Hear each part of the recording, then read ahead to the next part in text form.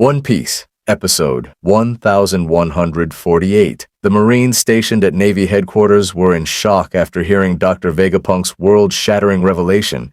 The idea that the very planet they lived on could one day sink beneath the sea. Many questioned whether the old scientist even understood the weight of what he was saying. By the way, Oda slipped in some hilarious character designs here. That bulky officer standing beside Rear Admiral Hina looks suspiciously like a burger man. Meanwhile, Fleet Admiral Akainu stayed silent, puffing on his cigar with his usual grim composure. Elsewhere in the infamous Mocktown, laughter echoed through the streets as the locals mocked the world's smartest fool. To them, Vegapunk's claim was nothing more than a dying man's crazy ramblings. The notion that the entire world could sink under the ocean was pure nonsense. Even in Water 7, a city built on water, the citizens found it hard to imagine such a fate befalling the rest of the world. Polly's face carried deep concern, with Lulu standing silently behind him. But then Oda gave us an unexpected treat, a quick cut to Impel down where none other than Don Quixote do Flamingo made his grand return. Joker laughed hysterically in his cell, reminding Magellan that even though he's no longer the chief warden, it's still his duty to manage the prisoners. A few guards wondered aloud what Magellan would do if the whole prison ended up underwater. The vice warden had to admit Doflamingo actually had a point. Rising sea levels were already becoming a problem.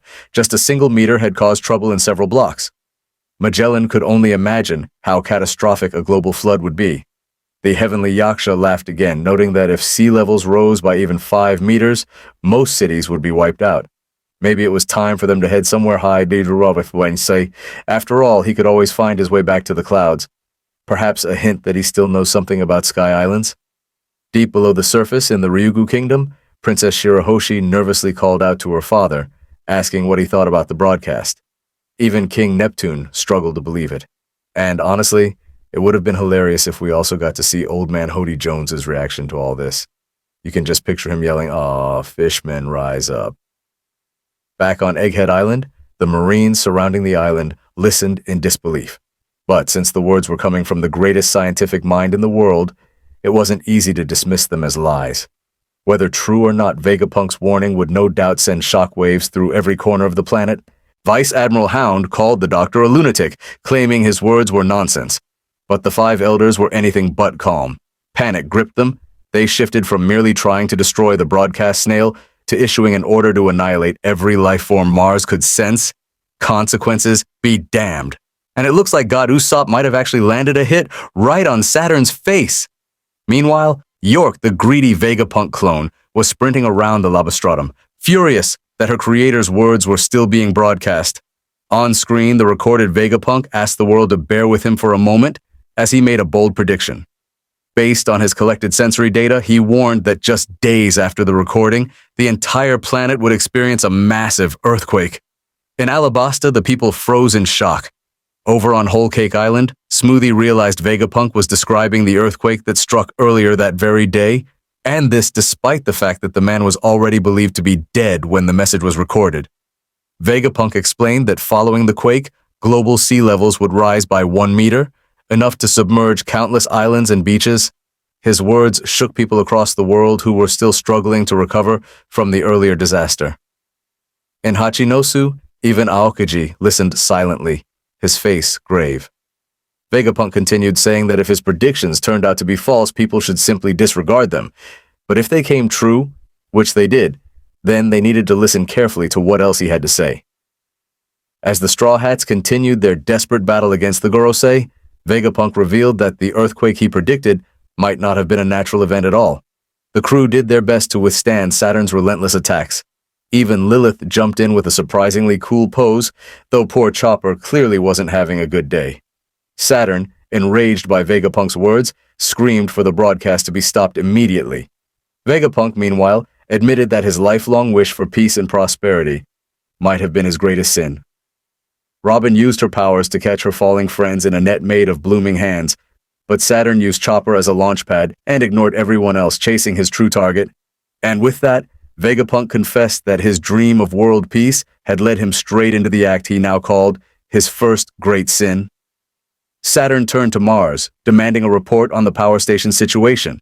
Mars responded that he was already handling it. the spider-like monster form of his body moving swiftly toward the site. He assured Saturn that he would protect everything valuable inside that chamber. Then, just like a monstrous version of the Kool-Aid Man, Saturn tore straight through a wall, debris scattering everywhere. Meanwhile, Dr. Vegapunk's recorded voice echoed, speaking passionately about his wish to create a limitless energy source, something that could push humanity into a brighter, more advanced future. If energy scarcity could be eliminated, he believed he could bring innovations like climate regulation and mass food production to the entire world, not just Egghead Island. As Saturn drew closer, he had to shield his eyes from a blinding light, and that's when we finally saw it, the Mother Flame. Vegapunk compared himself to Icarus, saying that in his pursuit of the sun, he had flown too close, paying the price for his ambition. In fury, Saint Saturn shifted back into his humanoid form, smashing everything in sight with his staff. The other elders shared his wrath. They decided to annihilate every living being on the island without hesitation. At the same time, the Mother Flame pulsed and expanded with intense energy. Elsewhere, the Marines continued their hopeless fight against the massive ancient robot roaming Egghead. No weapon they fired left even a scratch on it. Back in the chaos, Luffy reignited his Gear 5 form, electricity crackling around him. Nearby, the two giant warriors Dory and Brody grimaced at the raging fires caused by Saint Topman's attacks. Vegapunk continued his speech, explaining that to truly understand where the world is headed, humanity must first face the truths buried in the past. Specifically, the mysterious stretch of history arid between 900 and 800 years ago, the time most know only as the blank century. And yes, even Imu was watching this broadcast closely. In merry joys, the celestial dragons were seething and raged that the Marines had failed to cut off the feed. Vegapunk boldly called this erased period by its true name, the Void Century. He stated that while nearly all records had been destroyed or hidden, there was still one key that allowed fragments of the past to be rediscovered. That statement drove the Celestials mad. Some even wanted to punish Vegapunk personally for speaking such forbidden words. Saint Shalria frowned, unable to even grasp what the scientist was talking about. Could it be that even the world nobles themselves don't know what the Void Century truly is? Somewhere in a quiet forest, a giant sat by himself, listening. It was Saul. As Vegapunk mentioned the poneglyphs, Saul smiled and leaned back. These mysterious stones scattered around the world contained inscriptions that, when decoded, reveal glimpses of that lost era. After all, the man marked by flames is rumored to possess one of the most important of these stones. In Orangetown, a young girl asked Boodle if it was true that 20 kings had once joined together to form the world we know today. She wondered if Vegapunk was talking about that same story. The mayor wasn't sure, but he thought maybe Choo Choo might have an opinion. Even the Kuja tribe were tuned in, listening closely. Vegapunk explained that deciphering poneglyphs is one of the greatest taboos under world government law, but despite that, he confessed to committing his second great sin, defying the government and studying that forbidden era. On Egghead, Brook called out to Zoro and Jinbei while the crew caught their breath amidst the chaos. Vegapunk continued, saying that much of his knowledge came from ancient research documents he had inherited, writings left behind by the archaeologists of Ohara, though he never mentioned their name outright. Thanks to those records, he was able to decipher many of the poneglyphs himself, and he pushed this research to its absolute limits, never regretting it, because to him, history is just another story waiting to be told. Suddenly, the ground beneath the straw hats started trembling. Nami looked up and noticed the clouds above were stretching unnaturally. Brook reminded Usopp that this might be what Edison had been referring to earlier. Usopp nodded. Now that the cloud's edges had shifted, their ship could use the momentum to dive straight into the sea. Edison, though heavily damaged, still hoped that the crew would make it out safely and escape the government's pursuit. Maybe, just maybe, the broadcast snail was being relayed through the Thousand Sunny itself. Vegapunk then admitted humbly that he only knew fragments of the century-long tale, and he didn't want to mislead the world with personal theories. From this point onward, he said, everything he would share was pure fact, not speculation. Elsewhere, Brogy shouted at Luffy to stop pushing himself, but the Straw Hat captain refused to quit. Vegapunk's voice continued narrating, introducing the central figure of this forgotten story.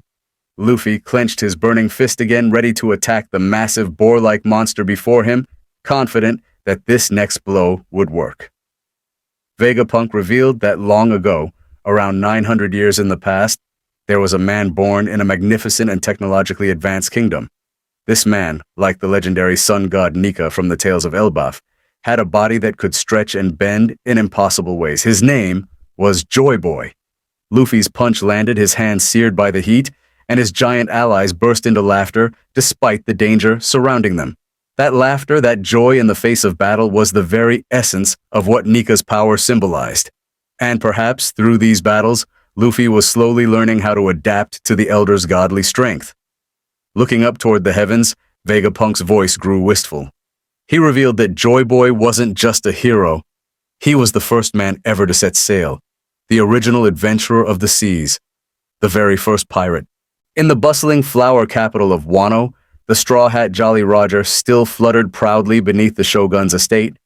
Even though Wano remained a land cut off from the world, its people were now tuned into Dr. Vegapunk's global broadcast, all thanks to a transponder snail discovered among Orochi's hidden possessions.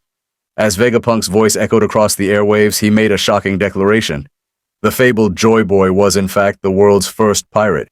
He then began to explain the origins of that claim in detail. Within the estate, Momonosuke and Tama were happily snacking on dango, surrounded by shinobu, kinemon, and several samurai. Momo was completely intrigued to think that Joy Boy, a legendary figure of the ancient world, was a pirate just like Luffy. Kinemon, too, was fascinated that their young lord even knew of such a figure at all. The scene then shifted to a marine base. Not G5, as some might expect, but G4. Inside a cell sat none other than the notorious fraudster, the three-tongued Damaro Black. This time, instead of posing as Monkey D. Luffy, he'd chosen a new identity, Eustace Kid, who happened to be out of action. The absurdity of it was almost poetic. His companion, the fake killer, didn't seem impressed by all the talk of Joy Boy. He boasted that their captain could crush an old fossil like that with ease, to which Damaro smugly agreed since Joy Boy was long dead anyway. The phony Kid then bragged that he was 1,000,000 times stronger than the so-called Joy Toy, his overconfidence matched only by the size of his gut. Meanwhile, across the sea, Marines stationed around Egghead Island were struck speechless as Vegapunk continued. He clarified that his conclusions were drawn solely from a few poneglyphs he had managed to study. Even with limited access, those ancient stones painted the story of a devastating war that took place many centuries ago. According to Vegapunk, Joy Boy's greatest enemy during that era was none other than the precursor to today's world government. The revelation sent a wave of disbelief through the Marines, realizing that they now served the very side that had once fought against Joy Boy himself. Some tried to rationalize it, saying, well, Joy Boy was a pirate after all. Elsewhere, St. Warkery was raging uncontrollably, storming after Luffy and the Giants while shouting Vegapunk's name in fury.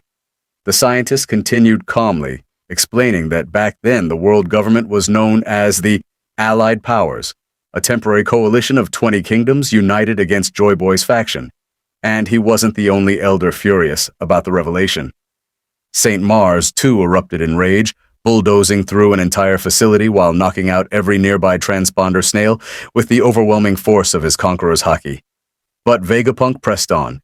He reasoned that this massive alliance had been the only way to oppose the overwhelming might of Joy Boy's side. The accompanying visuals showed a silhouette resembling Gear 5 Luffy, leaping at multiple royal figures. Vegapunk admitted he couldn't determine what had triggered the ancient conflict, or which side was truly right or wrong. He only knew that it had been a war between two opposing ideals. From there, Vegapunk retraced the steps of Joy Boy's origin, back to an impossibly advanced civilization lost to time. Tsunisha, who had once walked alongside Joy Boy, listened in silence, her enormous eyes filled with memories. Vegapunk described that civilization as being so technologically advanced that it seemed impossible to believe it existed more than 9 centuries ago. In Zoo, the Mink tribe gathered to hear the broadcast. Vegapunk explained that the weapons created during that 100-year war far surpassed anything in modern times, a statement that even he, the world's greatest genius, found staggering. Carrot, now the leader of the Minks, stood in awe while the musketeers remained quietly contemplative. Elsewhere, on a small raft drifting across the sea, Foxy howled with laughter at Vegapunk's words. His makeshift ship only bore the figurehead from his old vessel, missing the Jolly Roger he once crafted. Mocking the scientist, Foxy called him a peanut-brained fool, which made his crewmate Porche groan with hunger at the word. He quickly corrected himself, calling Vegapunk pig-headed instead, earning a laugh from Hamburg beside him. Vegapunk went on, admitting that even he couldn't fully comprehend the magnitude of the ancient technology, and that perhaps was the true source of the world's problems. Back in the labophase, an exhausted Edison received a Denden Mushi call. He reached out to Stussy, with Kaku quietly listening in. Edison urged her to lower the security barrier and flee while she still could. But Stussy refused. The Straw Hats were still in danger, and she couldn't abandon them. Edison argued that the barrier was useless now. The monstrous Gorosei could bypass it effortlessly. Saturn, like Mars, had already neutralized countless transponder snails across the island. Edison sighed, insisting that they'd done everything they could for the Straw Hats, and that Luffy's crew would surely make it out alive. Through the communicators, Nami asked how much longer Jinbei would take to regroup with them. The fishman apologized, saying he was almost there, but Zoro dismissed the apology entirely, saying they didn't have time for that. Nami, naturally, exploded in frustration, demanding they hurry. She could see the Marine fleet repositioning to block the northeastern coast. If they got trapped there, she vowed she'd never forgive them. Meanwhile, Stussy hesitated, haunted by Edison's words. She feared that failing here would be unforgivable in Stella's eyes. Edison, however, told her not to be ridiculous and begged her to get to safety. Still, Stussy looked lost, unsure who she was supposed to live for now that Stella was gone. That question, of what purpose she had beyond her mission, lingered heavily. Many fans have speculated that her next step might be joining the Straw Hat crew. After all, she's the clone of a legendary pirate woman. If she chose to follow Luffy, she could easily become a rival to Boa Hancock, just like her original self once rivaled Gloriosa back in the Rocks era. Listening silently, Kaku's expression turned somber. He too knew what it was like to live a life bound by duty, uncertain what freedom truly meant. Elsewhere, the battle raged on. Nucero managed to throw his allies clear of the chaos as Bonnie charged in with a gigantic kick, determined to stop the Elder from drawing his blade, a weapon capable of slicing through anything. The ancient being, however, had no time to waste. One Piece. Episode 1149. Part 2, rewritten for ownership.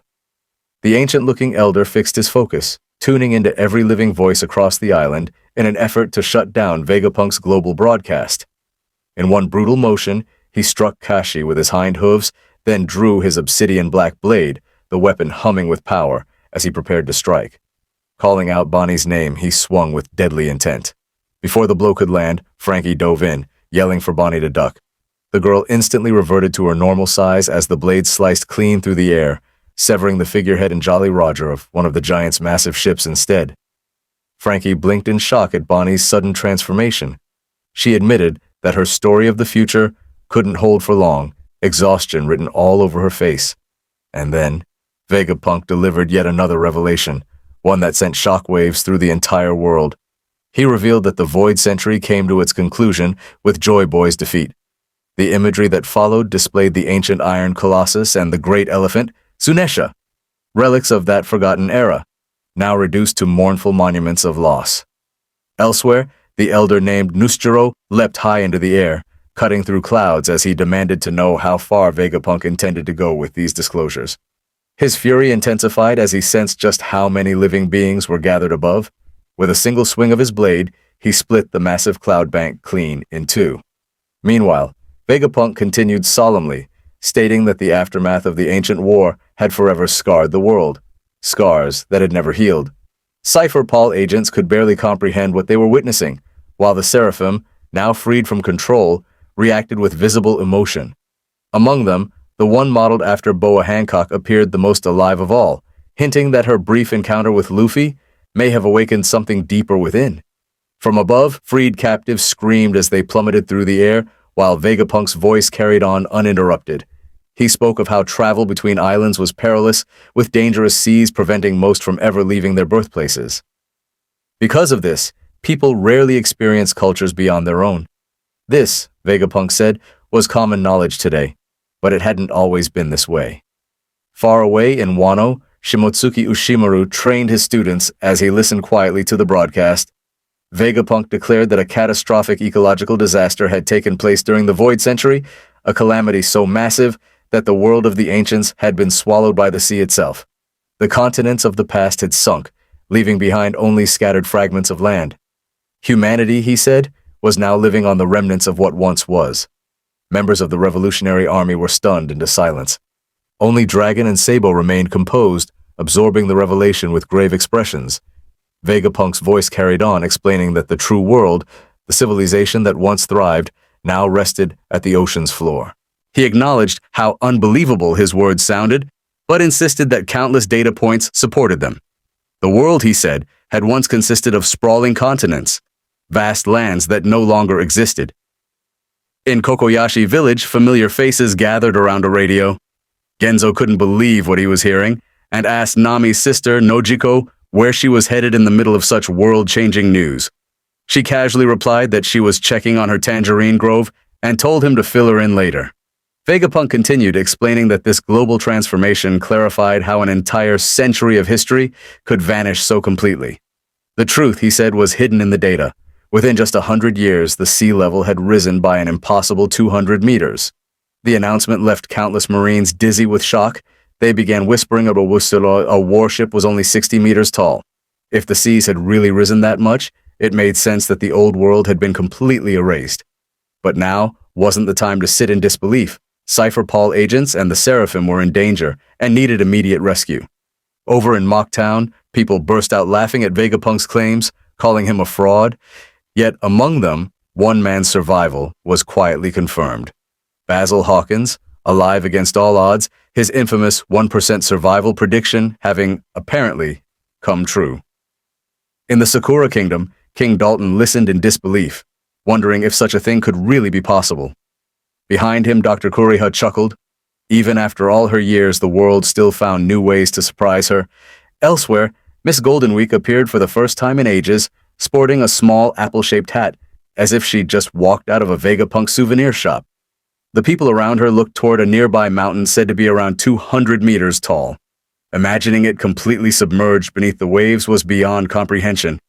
The scale of death that followed such a flood was unfathomable. Vegapunk then turned to the question that everyone was asking. How could a disaster of this magnitude have occurred? Many assumed it was a natural event, a freak catastrophe of nature, but the scientists declared with certainty that this was not so. He explained that if the flood had been natural, signs of such an event, weather anomalies, tectonic activity, ecological shifts, would have been recorded long before it happened. Yet, through his exhaustive studies in meteorology, geology, and atmospheric science, he found no evidence of a gradual buildup. A disaster of this scale simply could not have occurred naturally in such a short time. That meant the cause was man-made. Vegapunk then revealed that recent data had confirmed his theory. By studying the energy fluctuations following the destruction of Lulusia, he determined that the same kind of power, the Mother Flame, was responsible for the catastrophe that once drowned the ancient world. In other words, the weapon that erased Lulusia had been used before. The camera cut to Morgans, the news king, who nearly dropped his microphone in disbelief. Even his loyal bird Viggy looked stunned as Vegapunk's voice echoed, "The world had once been sunk by human hands, by ancient weapons powerful enough to sink continents." At that moment, the view shifted to the Holy Land, Pangaea Castle. Its name alone, Vegapunk pointed out, held meaning. Pangaea, the name of the single supercontinent that existed before the world split apart. His final words chilled everyone who listened. The destructive force that wiped out the ancient civilization still exists today, waiting to be unleashed once more. And with that, the screen faded to darkness, leaving only the piercing crimson eyes of Lord Imu glowing in the shadows.